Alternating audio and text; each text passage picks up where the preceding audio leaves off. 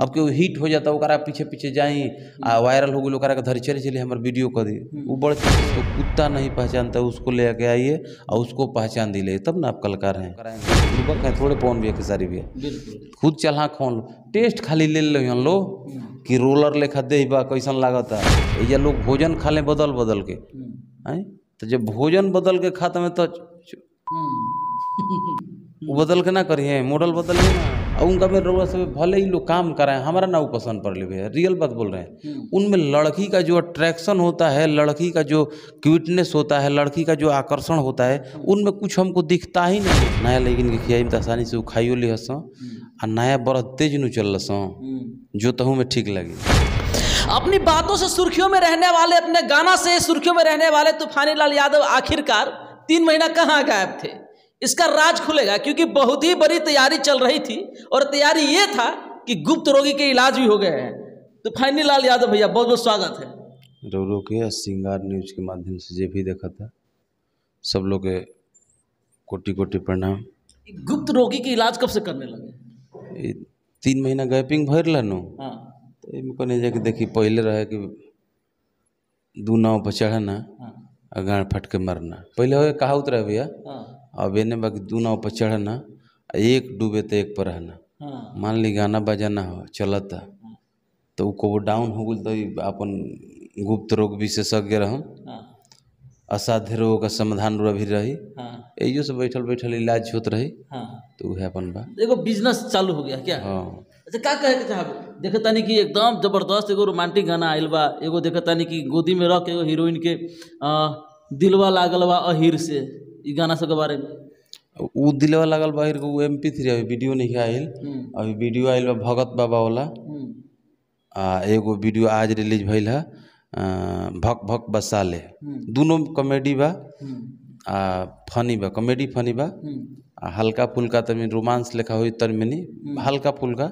तो उसे रोज बुझात हुई रोमांस पर लेकिन दोनों गाना फनी वीडियो है। बड़ा देखे रोमांटिक मूड में हो करके जड़ी बूटी खिला रहे नई नई लड़कियों को हीरोइनों को मतलब कुछ अलग भैया नई लड़किन के खियाई न तो आसानी से खाइयो ले हसो नया लड़किन के खियाई तो आसानी से खाइयो ले हसो आ नया बड़ा तेज नु चल रसो जो तहु में ठीक लगी बात समझी ये पुरान खोला भैंस लेके आई छैटी भ के थान रही आ 1.5 किलो दूध करी आ नैकिन के लेके आई थान गसीम रही कम दौड़ो छेकी आनघा दूध दही तो यही से नया नया लड़की ले जाला कम पैसों लगी आ एगो करो रोजी रोजगार चालू हो गई नैकी लड़किन के लिए नहीं तो मिथुन चक्रवर्ती जी हमेशा नया लड़की के लेके आए देखम भैया हमेशा नया लड़किन के तो कम से कम नया नया लड़किन के तो उद्धार करते हैं एगो तो पुण्य के काम करते हैं ना तो अपना हिट हो खातिर खाली स्टार धरत चलम तो स्टार धरत चलम तो ये तो सब कोई स्टार धरे वाला बा वो कौन बड़ चीज बा नया लोग ले आके खड़ा कर दी तब नो अब केहू हिट हो जाता ओकरा पीछे पीछे जाई आ वायरल हो गई ओकरा के धरी चले चले हमारे वीडियो कर दी वो बड़ चीज थोड़े जिसको कुत्ता नहीं पहचानता उसको ले आके आइए और उसको पहचान दिले तब ना आप कलाकार हैं। बिल्कुल बिल्कुल सत्य कहा है लेकिन जानने की कोशिश करेंगे कि कौन चीज के इलाज करे रहुआ देखाई भैया गाना आइल बा अपन भगत बाबा वो में इलाज वाला बा आ भक भक बसाले वो में इलाज वाला ना हो कॉमेडी है एक में बा देखिए उन्हें ताकम तब न देखाई भैया दाँत खाद खुजली उकवत एक्जिमा रगड़ा हगड़ा सोराइसिस सुनबहरी बेलचट्टी का बीमारी हाड़ में दर्द पेड़ू में दर्द गांडीव में दर्द जोबन में दर्द ओदर में दर्द जैसे कि चलते चलते पाँव रुक जाना इन सारी समस्याओं का समाधान बाबा भगत के पास होता है। बाबा भगत के पास इन लाइलाज बीमारियों के लिए बाबा भगत से संपर्क करें। तो ये खाली स्त्रीलिंग के लिए कि पुल्लिंगों के लिए है? पुल्लिंग के लिए इधर व्यवस्था है। अच्छा पुल्लिंग की इधर व्यवस्था इधर स्त्रीलिंग का व्यवस्था है। वध से इधर ध्यान दें इधर है खड़ा नहीं होता बड़ा नहीं होता छोटा है मोटा है हिलाते हिलाते गांठ पड़ चुकी हो दहीने बाएं हो चुका हो बीरी का पतला होना जल्दी झड़ जाना देखते ही लिबलिबापन हो जाना इन सारी बीमारियों का समाधान बाबा भगत के पास होता है। बाबा भगत के पास इन सारी बीमारियों का इलाज है। अगर किन्हीं के पास कोई समस्या हो तो शीघ्र संपर्क कर सकते हैं। नंबर उससे दिया गया है क्या? नंबर देखिए भैया नंबर दिया वो में। ऑफिस कहाँ महिलाओं के लिए है। अच्छा पुरुषों के लिए दूसरा नंबर है। अच्छा संपर्क करने के लिए ऑफिस कहाँ है?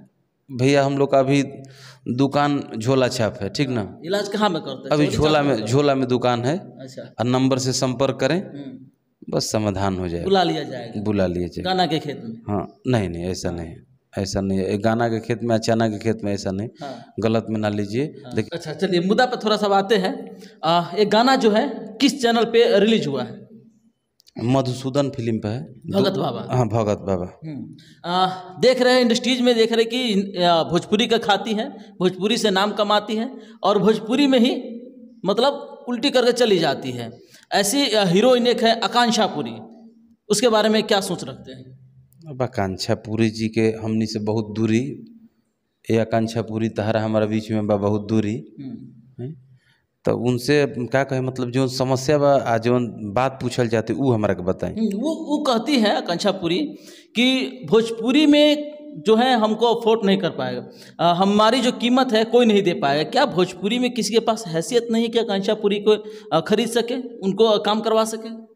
खरीद सके मतलब काम करवा सके, उनका कैरेक्टर ले सके। माने वस्तु है कि खरीद के बस पकौड़ा है कि अभी खाए के बस सुबह झाड़ा फिर के खत्म कर देवे ना नु, वो एगो इंसान है।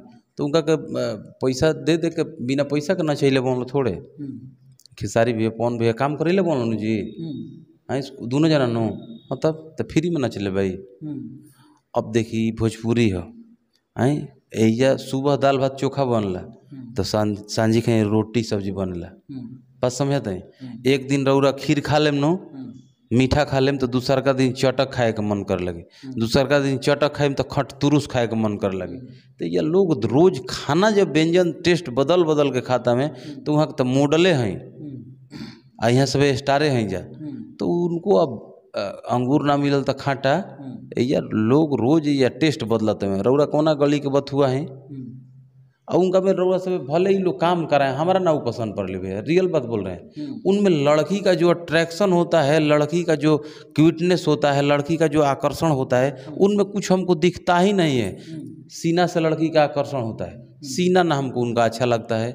पेट से आकर्षण होता है, ना पेट अच्छा लगता है और ना जांग अच्छा लगता है, ना कमर अच्छा लगता है। पूरा स्ट्रक्चर लगता है ना कि मतलब कि अपना ना स्त्रीलिंग में है ना पुल्लिंग में है, ना किन्नरों में है।